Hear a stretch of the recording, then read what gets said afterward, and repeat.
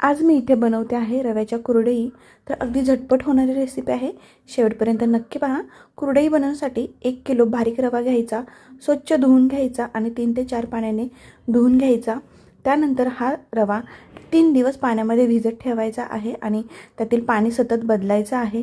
सकाळी संध्याकाळी पाणी बदलायचं। त्यानंतर असा चीक तयार होतो। चीक हा एका भांड्याने व्यवस्थित मोजून घ्यायचा आणि जेवढा चीक झालेला आहे तेवढंच पाणी घ्यायचं आहे। तर इथे एक भांडं चीक झालेलं आहे, एक भांडं इथे पाणी मी एकदम कडकडीत गरम करायला ठेवलेलं आहे।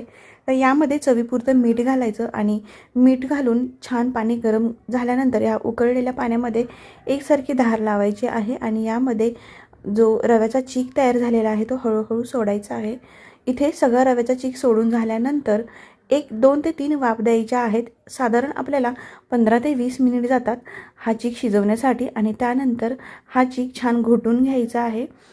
यानंतर इथे पाहू शकता 15 ते 20 मिनिटांमध्ये इथे रव्याचा चीक तयार झालेला आहे। आता हा कुरवडे पाडवण्यासाठी तयार झालेला आहे। आता याला पुन्हा एकदा हलवून घ्यायचं आणि यानंतर इथे सोऱ्यामध्ये थोडंसं पाणी घालायचं आहे आणि एकदम दाबून दाबून इथे चीक भरायचा आहे। सोऱ्यामध्ये चीक भरत असताना एकदम बारीक जी शेवईची जी चकती असते ती वापरायची आहे आणि त्यानंतर यामध्ये चीक घालायचं आहे।